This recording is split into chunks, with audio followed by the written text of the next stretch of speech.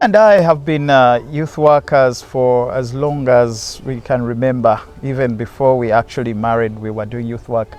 And I remember it was in 2002 when we began to feel the call to actually care for some of the very needy young people that we kept meeting along the way.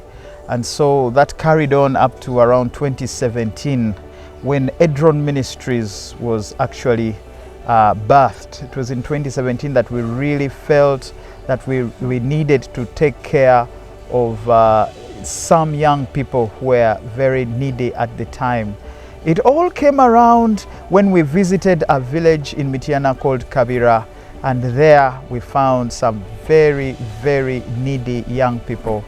And it was so pathetic, it was so heartrending, and we felt like we needed to do something about it. When we were in Kabira, we had gone to do farming, and while we were in the garden, some of these children came to us as laborers. Now, when we realized that these children were young, they're supposed to be in school, but they are doing farm work for money, we were concerned. And I was approached by one of the ladies who was looking after these children, and then she told us that she needs help.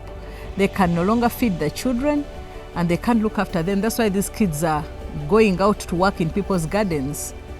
And when she reached out to me, that's when I came to Edwin, and I told Edwin, I think you need to look into this matter and we see what to do with these children, because they are right there, helpless, no food, they're not going to school. We needed to do something about it. So that's when I reached out to Edwin. We actually decided, Ron and I decided that we're going to throw our all into it, and we began to see what is required to put things in order. And so, but before we went even into all that, we went to the shops and began to purchase some sacks of cereal and beans and maize and a lot of foodstuffs that we kept taking towards these children to their homes. And oh man, you should have seen the joy. We kept praying for them and we kept uplifting them up in prayer, and you could see that there was such a change in their countenance. But even then we still felt like there was something more that we needed to do. So their education level was so low, they didn't have professional teachers to teach them, and we began to think of what next? We just can't keep giving them food. We need to help them, get them better conditions, living conditions. The mattresses that they were living on had infestations of bed bugs, and some of them were even torn into half. They were sleeping down on the floor. It was really terrible. Yeah, it was terrible. We reached out to some of our friends and we shared with them the plight of these children. Most of them donated clothes, used clothes, shoes, books, textbooks, and materials which could help them in their education and also in improving their livelihood. And we carried on like that for a while, and then we realized that they were growing and they needed to go to school. So we talked to some of our friends who are running a Christian school, and we shared with them that we needed to take the children to school. They allowed us to bring the children to school and, told us whatever we get, we can pay in installments for their school fees. And that is how we started. And as we speak, all the children are in school. We have managed to enroll them into school, primary school and secondary school. We pay in installments as the Lord provides. When it comes to their treatment, we have a nurse in town, in Mityana town, who is willing to treat them anytime when they fall sick. And when we get the money, we pay her as well, but the children don't have to go with money. They just have to go for treatment. And later she sends us the bill. Yeah, we actually found that there were about 35 to 40 young children who were actually in this vicinity. and about 15 of them were, and the older ones were actually laborers for this farmer. And so that's when we decided that we needed to take them away into a proper living environment. And of course, we discovered that their parents could not actually take care of them.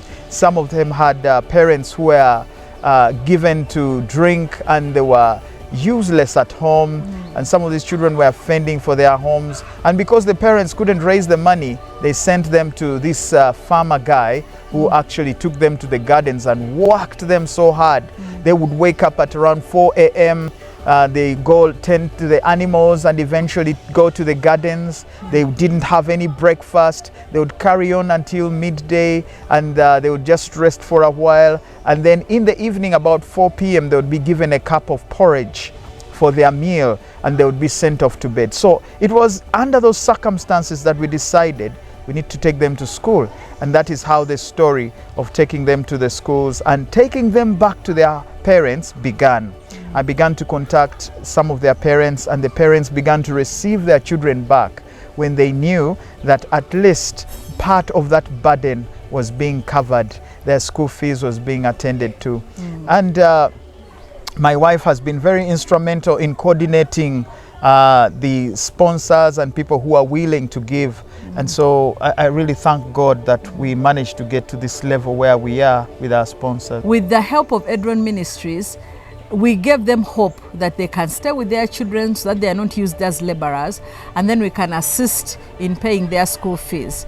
And that in itself gave them hope, and it gave them willingness to take on these children, take them back into their homes. We discovered that there were some who didn't have any parents. They lost their dad, they lost their mom, and it's for those that now we are beginning to make alternative arrangements, alternative plans for actually creating a living environment. So we are in the process of consulting architectures and people that can help us to put up simple structures that we can put up as a home for these young people. So it's all in the preparations and the plans for EdRhon Ministries to have a home for these young people that are growing, that need the comfort and the warmth of a proper living environment.